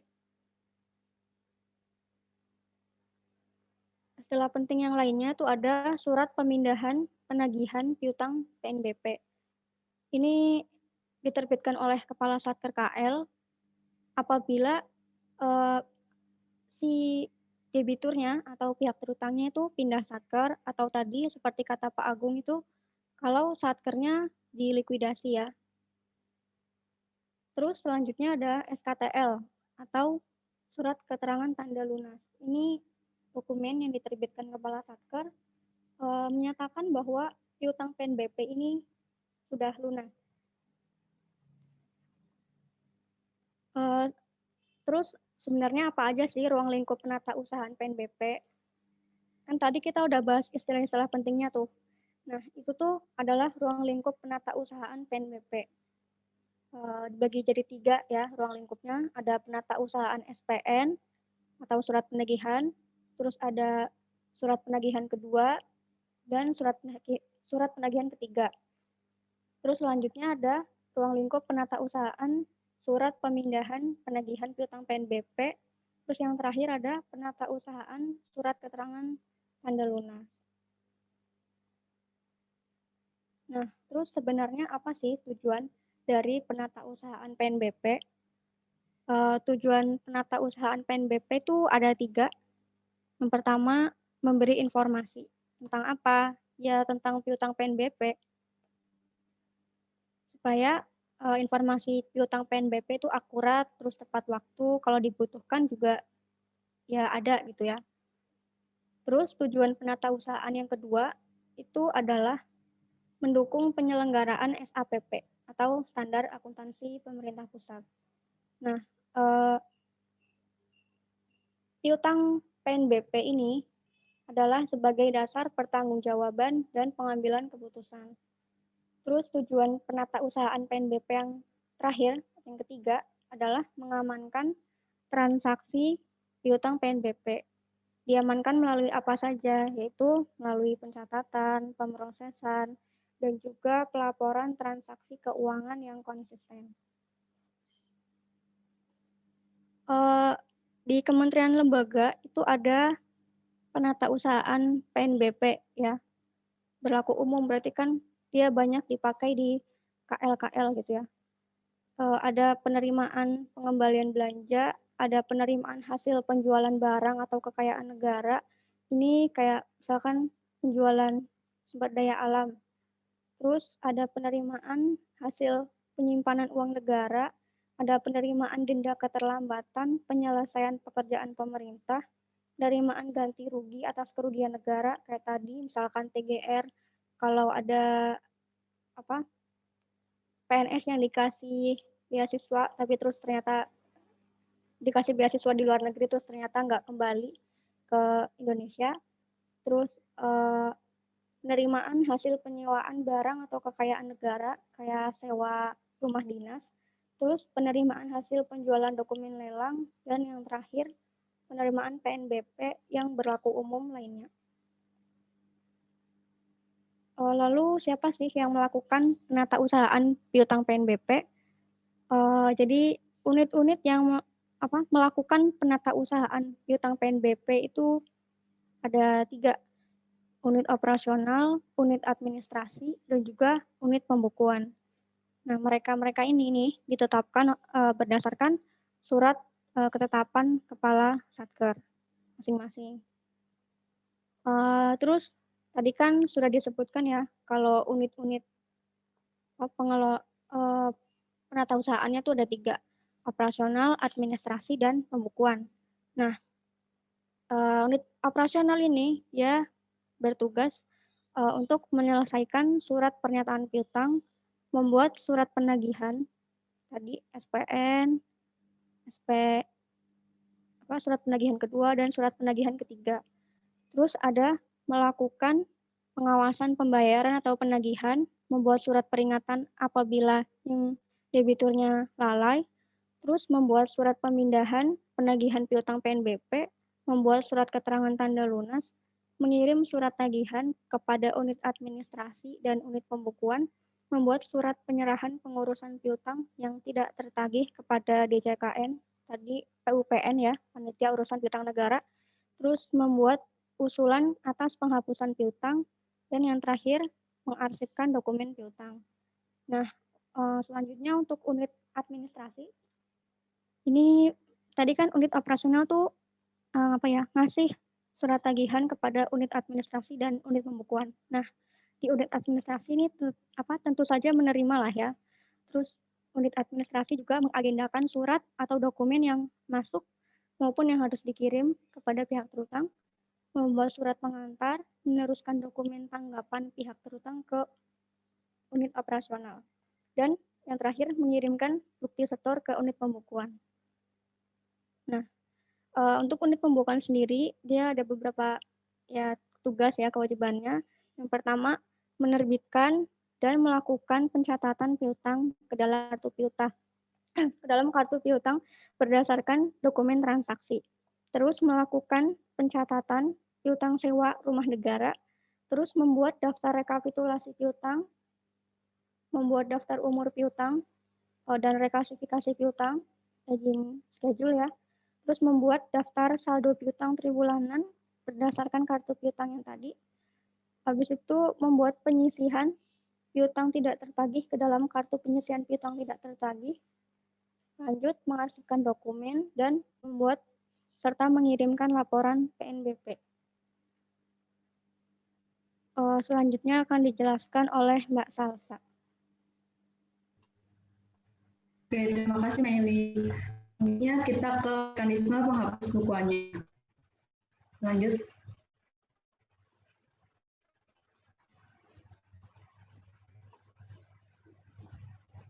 Selanjutnya, Mei. Agak lag bentar ya. Oh iya.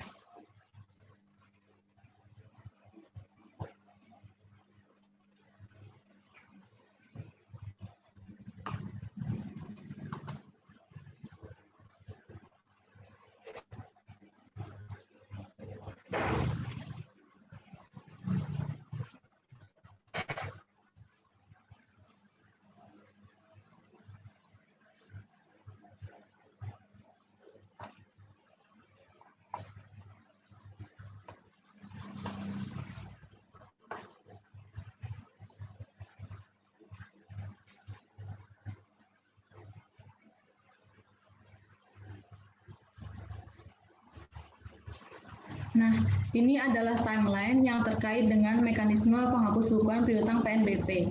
Yang pertama, kementerian, lembaga, dan atau Pemda melakukan upaya penagihan piutang PNBP. Yang kedua, kementerian, lembaga, dan atau Pemda menyerahkan pengurusan piutang PNBP ke PUPN DJKN. Yang ketiga, PUPN kemudian menetapkan piutang yang tak tertagih sebagai PSBDT. Yang keempat, pimpinan kementerian, lembaga, dan atau Pemda mengajukan usulan penghapusan piutang PNBP. Dan yang terakhir, dilakukan penetapan penghapusan piutang PNBP. Lanjut.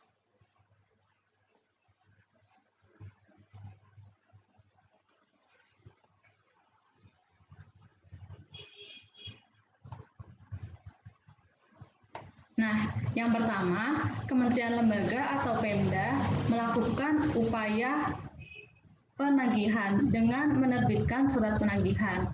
Surat penagihan diterbitkan setiap timbulnya piutang PNBP. Timbulnya piutang PNBP terjadi apabila yang pertama, penyetoran penerimaan PNBP ditetapkan secara angsuran. Yang kedua, apabila sampai dengan tanggal jatuh tempo, pihak terutang belum juga melakukan pembayaran. Nah, surat penagihan ini diterbitkan paling lambat 3 hari kerja sejak timbulnya piutang PNBP.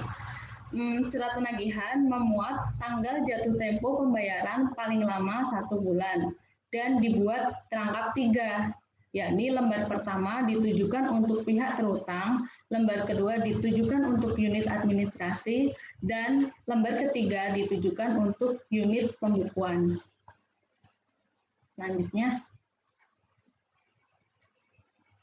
Nah, ini ada gambaran terkait dengan penerbitan surat penagihan.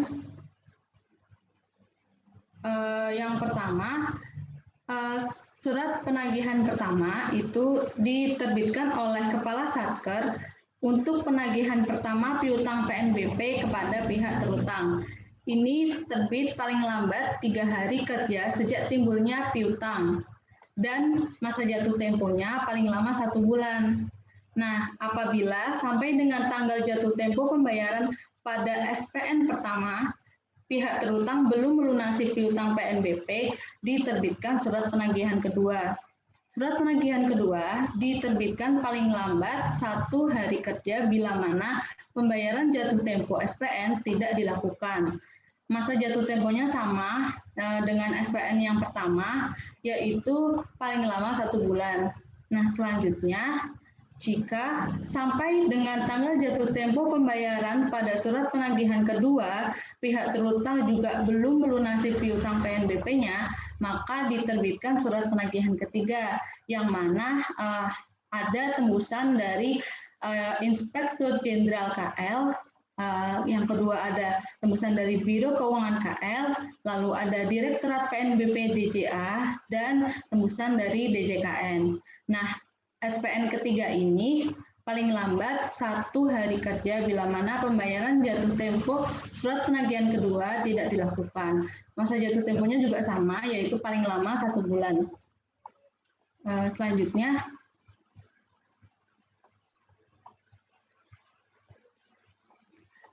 yang kedua, Kementerian, Lembaga, dan Pemda menyerahkan pengurusan piutang PNBP ke PUPN DJKN. PUPN ini kepanjangannya tadi udah dijelaskan sama Mei juga.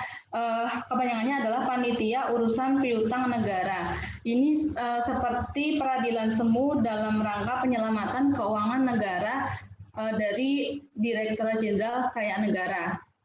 Nah, jika sampai tanggal jatuh tempo pembayaran setelah diberikan SPN ketiga atau SPN terakhir, pihak terutang belum juga melakukan pembayaran, maka dilakukan penyerahan pengurusan piutang PNBP kepada PUPN DJKN sesuai ketentuan perundang-undangan. Selanjutnya.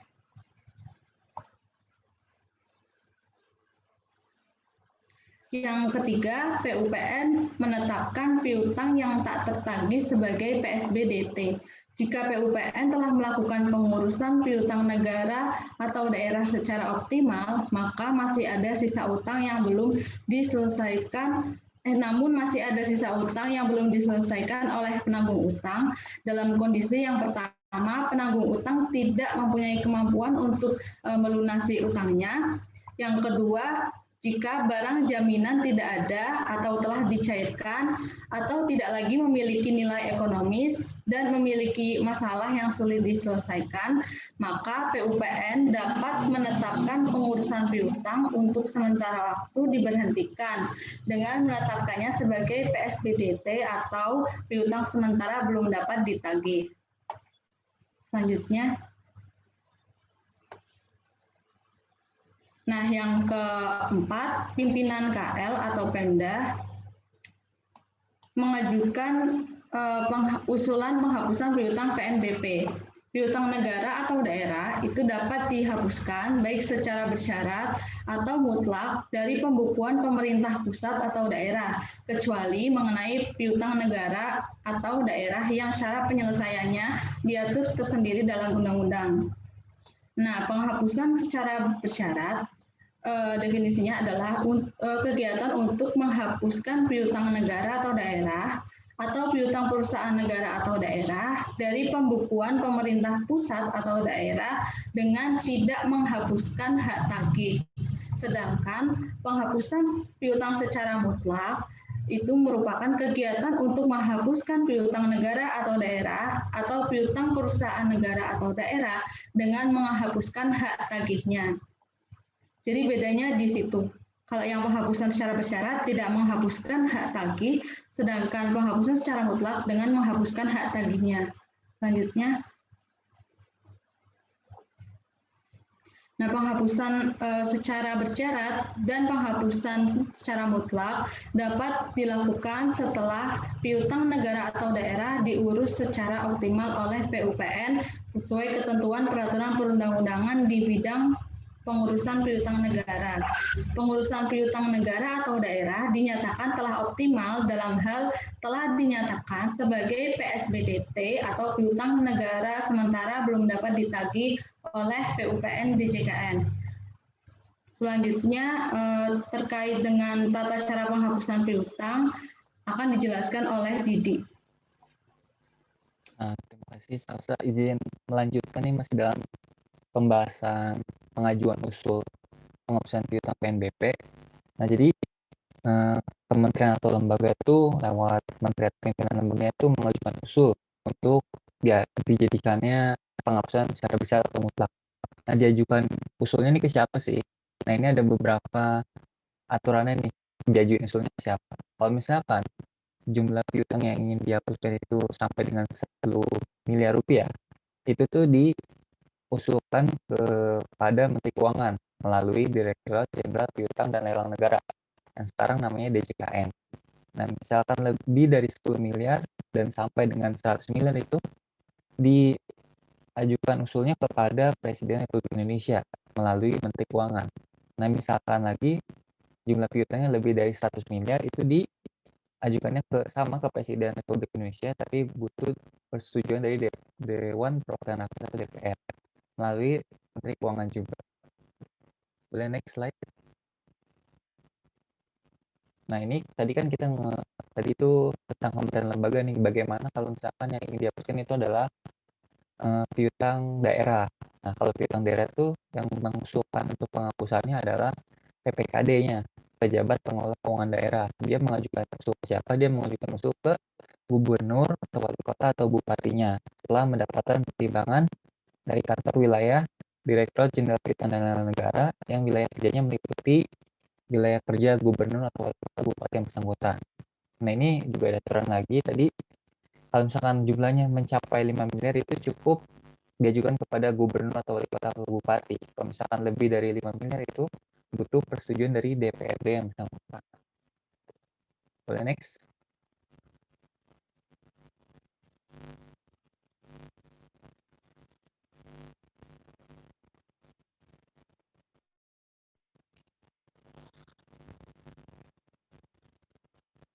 Nah, ini apa ya, dokumen-dokumen yang terkait yang dibutuhkan untuk pengajuan usul. Kalau misalkan secara bersyarat tuh membutuhkan sekiranya dokumen daftar nominatif penanggung hutang dan juga surat pernyataan PSBBT dari PUPN cabang. Nah, untuk penghapusan secara mutlak tuh ada syaratnya juga, dia harus selama 2 tahun itu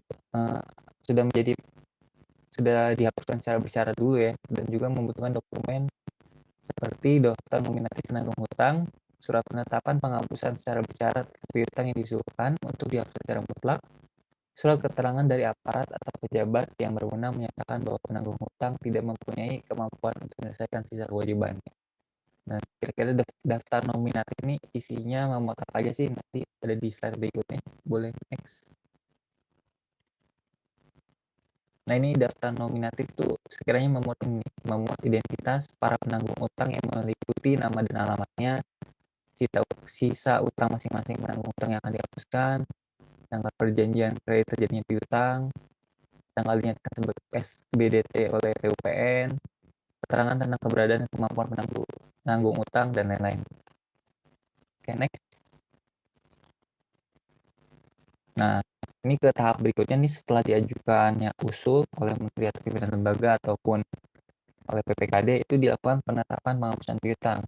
Nah, ini ada beberapa syarat untuk suatu piutang itu dihapuskan. Untuk penghapusan secara bersyarat tuh ada ketentuan nih, kalau misalkan dalam hal piutang yang berupa tuntutan ganti rugi, setelah piutang itu baru bisa dihapuskan setelah piutang ditetapkan sebagai PSBDT dan juga terbitnya rekomendasi penghapusan secara bersyarat dari Badan Pemeriksa Keuangan. Kalau misalkan di luar tuntutan ganti rugi, itu cukup dengan PSBDT, udah sebagai PSBDT aja.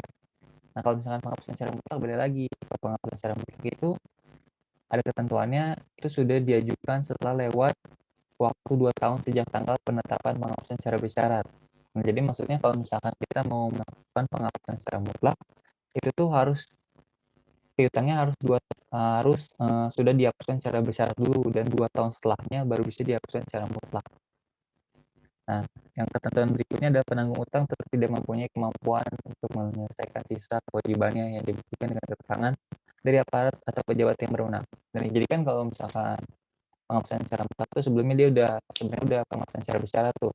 Nah, setelah 2 tahun itu dia tetap tidak ada kemampuannya untuk menyelesaikan sisa kewajibannya. Boleh next.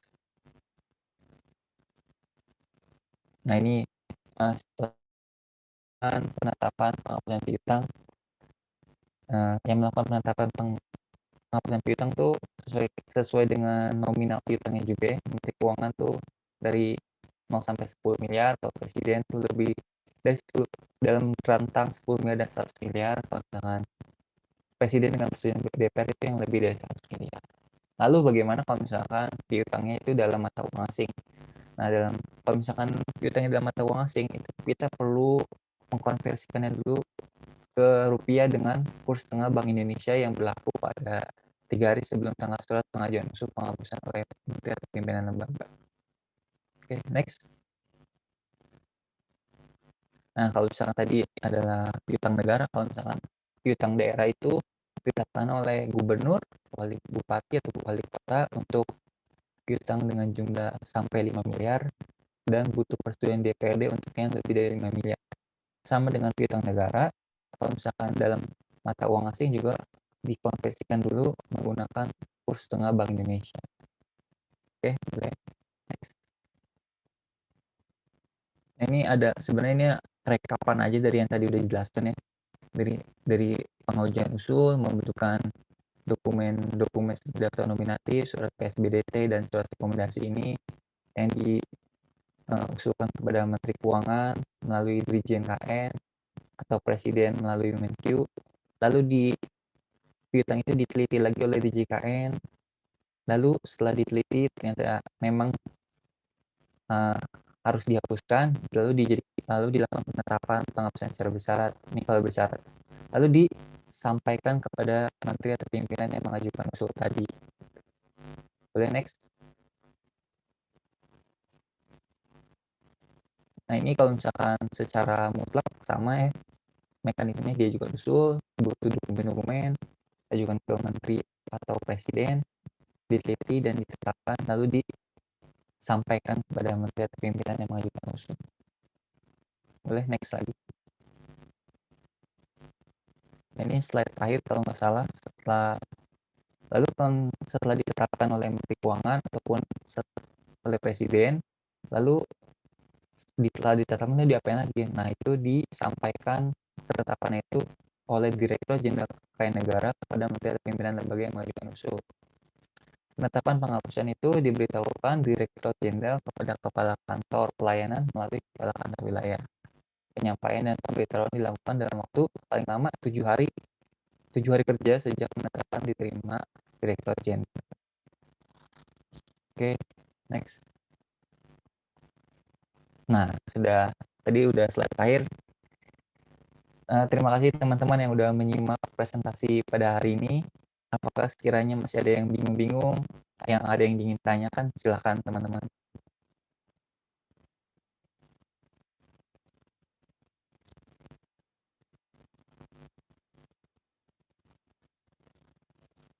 Apakah ada yang mau bertanya teman-teman? Boleh, silakan. Diajukan pertanyaan.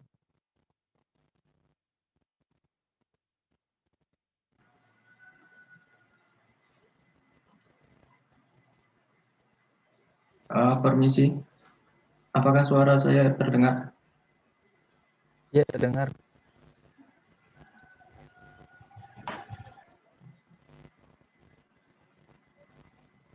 Izin bertanya, nama saya Muhammad Hasanul Alim, nomor absen 20.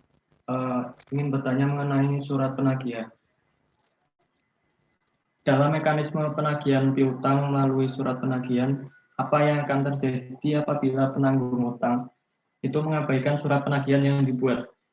Kemudian, bisakah pimpinan KL dan PPA BUN itu mengusulkan penghapusan secara bersyarat atau mutlak atas piutang negara tersebut? Terima kasih. Oke, terima kasih atas pertanyaan. Jadi, bagaimana kalau surat penagihan itu diabaikan ya? Iya. Oke. Ditampung dulu ya pertanyaannya.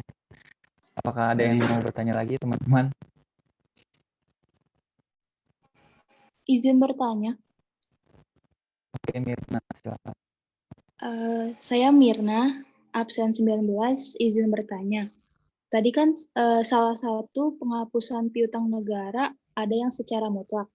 Nah, saya ingin bertanya, apakah mungkin penghapusan piutang negara yang telah dihapuskan secara mutlak tersebut bisa ditagihkan kembali apabila ada kondisi di mana si penanggung utang bisa melunasi kewajibannya? Terima kasih.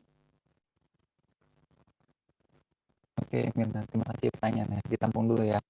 Mungkin ada satu lagi yang mau bertanya, jadi 3 yang bertanya. Satu pertanyaan lagi.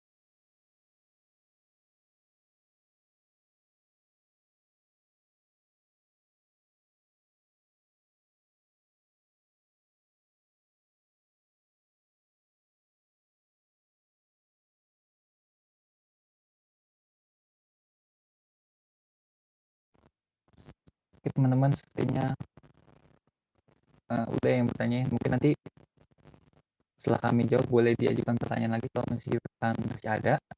sekarang kami minta waktunya sekitar 5 menit untuk membahas 2 pertanyaan tadi ya.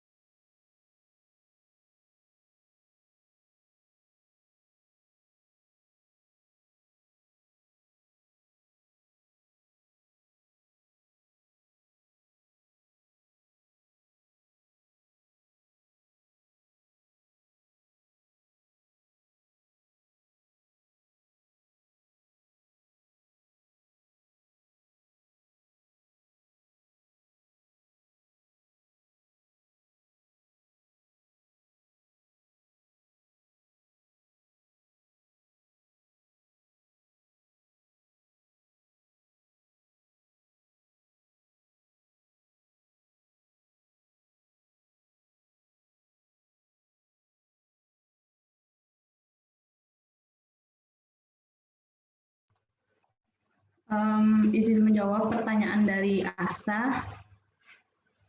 Nah, tadi kan pertanyaannya, dalam mekanisme penagihan piutang melalui surat penagihan, apa yang akan terjadi apabila penanggung utang mengabaikan surat penagihan yang dibuat?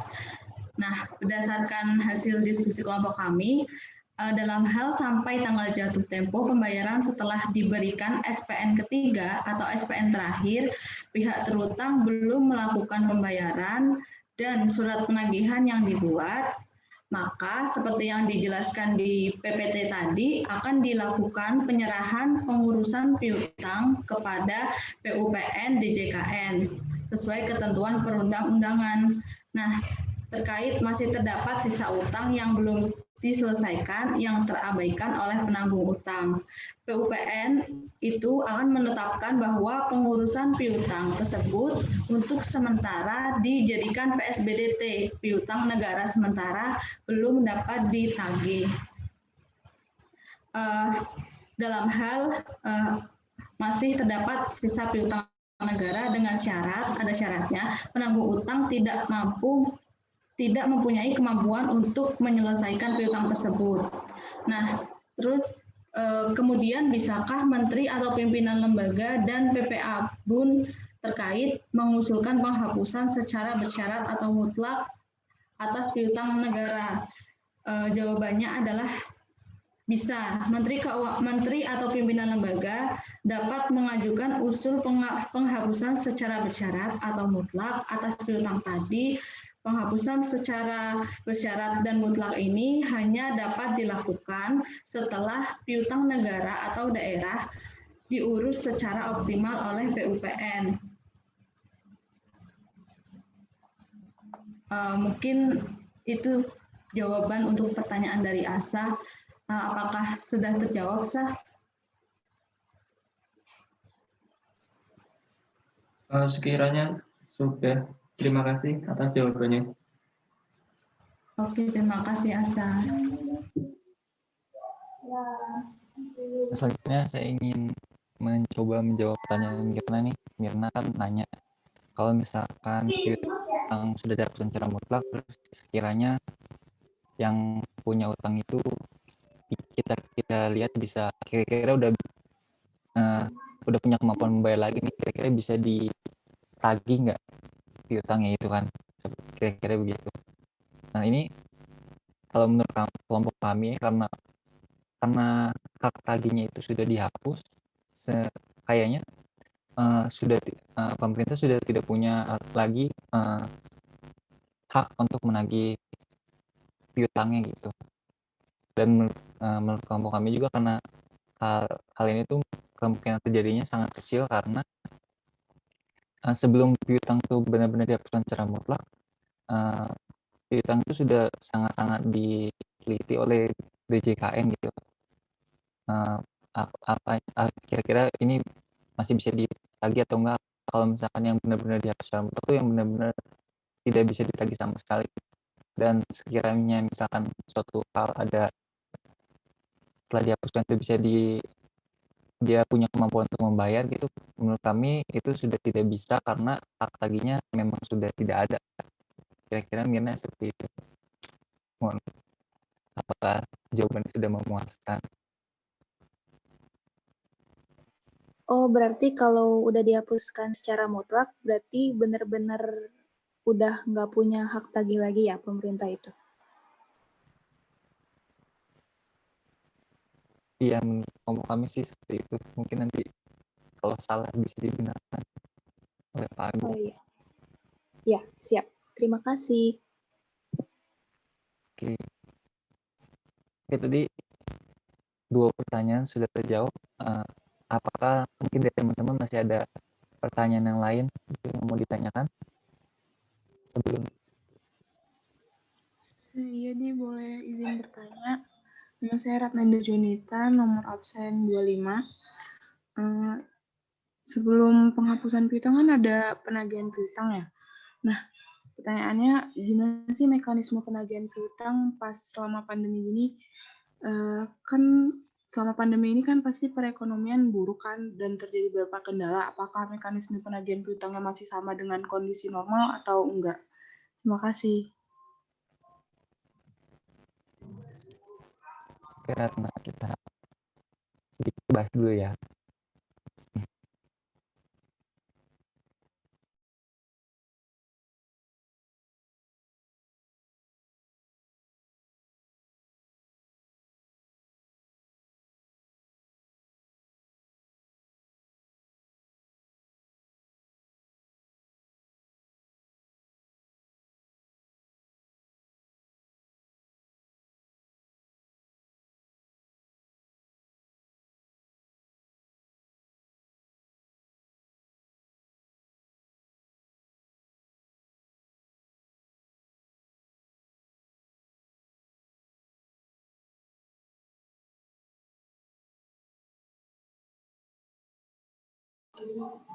Baik ya, sambil nunggu teman-teman ya. Tadi sudah dijawab dengan cukup bagus ya, terkait dengan mekanisme apabila sudah dihapus mutlak, berarti secara apa formal ya, upaya penagihan itu sudah dihentikan dengan adanya penghapus tagihan. Tadi kan mekanismenya adalah sebelum hapus tagih itu ada mekanisme hapus buku. Sebelum hapus buku itu ada mekanisme harus yang macet ya, harus yang macet. Artinya itu sudah panjang tahapannya. Ya, tahapan untuk sampai kemudian pada keputusan hapus tagih oleh PUPN itu keputusan yang sangat panjang. Ya, bahkan mungkin bisa makan waktu bertahun-tahun, bahkan bisa puluhan tahun ya. Di mana memang segala upaya sudah coba dilakukan ya, dan ini biasanya kalau sampai hapus tagih ini mungkin orangnya sudah meninggal atau sudah tidak ketahuan lagi rimbanya dan seterusnya. Ya, maka secara formal kalau sudah hapus tagih ya tidak ada lagi penagihan ya.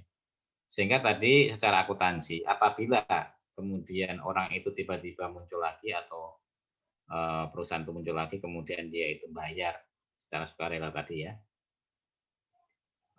pengakuannya tidak menghidupkan piutangnya, tapi hanya diakui sebagai pendapatan ya, pendapatan lain-lain ya. Berbeda dengan penghapusan yang masih sebatas hapus buku. Hapus buku itu tetap penagihannya dilakukan ya. Dia hanya secara akuntansi dihapus bukukan dari neraca supaya neraca kita kelihatan lebih wajar, karena ini kok piutang macet sudah bertahun-tahun, bahkan mungkin sudah lebih dari 10 tahun masih ngendon di laporan gitu ya. Maka supaya laporannya itu kelihatan wajar, yaitu dihapus bukukan, dikeluarkan dari neraca ya, tapi penagihannya masih dilakukan. Nah, ketika nanti masih berhasil ditagihkan yang sudah dihapus buku itu, pencatatannya tadi kita hidupkan dulu sebesar yang dibayar. Misalkan dari yang dihapus buku 100, mereka bayar 30, maka kita hidupkan setelah ada piutang 30 langsung dibayar 30. Ya. Itu untuk yang terkait dengan hapus mutlak ya. Kecuali nanti kalau ada ketentuan lain ya, karena setahu saya juga tidak ada ketentuan kalau sudah hapus tagih itu masih suatu saat masih bisa ditagihkan. Ini unsur kepastian hukumnya jadi nggak ada jadinya nanti ya. Oke, itu mungkin sebagai ini aja penguat saja. Silahkan, sudah ketemu jawabannya Mas Didi atau yang lainnya untuk pertanyaan yang terakhir tadi. Sudah, Pak. Mohon izin menjawab ya, Mbak Ratna. Jadi tadi pertanyaannya, apakah mekanisme penagihan piutang masih sama seperti saat kondisi normal waktu pandemi gini? Karena kan selama pandemi perekonomian Indonesia kan buruk nih, pasti ada beberapa kendala. Nah, terus apakah mekanisme penagihan piutangnya masih sama seperti waktu kondisi normal? Kalau kelompok kami nyari di laman resminya DJKN, itu dikatakan kalau Satker pemilik hutang itu masih menerbitkan surat penagihan ya sebagai upaya penagihan yang pertama, kedua, ketiga. Terus nanti kalau ternyata piutangnya macet, nanti PUPN akan melakukan kunjungan secara tatap muka dengan penanggung utang. Tetapi frekuensi kegiatan penagihan secara tatap muka itu dikurangi, nggak sesering biasanya. Supaya apa ya? Selamat juga lah, ibaratnya kan sekarang lagi COVID-19 nih, harus menjalankan prokes, terus hati-hati, terus nggak boleh sering tatap muka gitu, jaga jarak, ya kan? Terus bisa juga di laman tersebut disebutkan dilakukan penagihan piutang melalui telepon atau video call, melalui WhatsApp, dan juga lewat email. Nah, dalam hal misalnya nih, yang memiliki utang si debitur itu tidak diketahui keberadaannya, dikatakan di sini kalau bisa dicari melalui mesin pencari seperti Google. Terus penagihan kalau saat pandemi COVID ini kan secara tidak langsung ya, ini bisa terus dilakukan gitu loh, di persuasif terus supaya piutangnya dapat tertagih dengan baik. Sekian Mbak Ratna, bisa diterima atau ada yang kurang? Baik, terima kasih Mei. Bisa diterima. Terima kasih.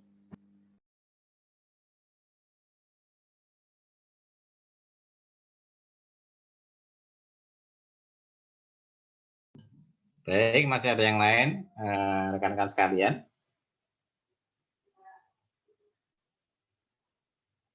Kalau tidak ada, mungkin kita cukupkan sekian ya pembelajaran kita ya. Untuk sisa waktu bisa digunakan untuk melihat video yang tadi kita share. Itu cukup bagus ya, secara ringkas menggambarkan modul piutang yang ada di Sakti. Ya, untuk hari ini kita tidak ada kuis ya. Jadi pembelajaran kita sisa 2 kali ya, modul utang dan CL pelaporan ya Mbak ya. Masih sisa 2 kali. Insya Allah kita ketemu lagi pekan depan, mudah-mudahan jadwalnya normal. Ini sebenarnya kalau jadwal siang banyak yang kosong ya Mbak ya, Mbak Nisa. Siang, Maksudnya pagi. jadwal pagi atau siang itu banyak yang kosong ya? Iya betul Pak sebenarnya. Hari apa saja ya?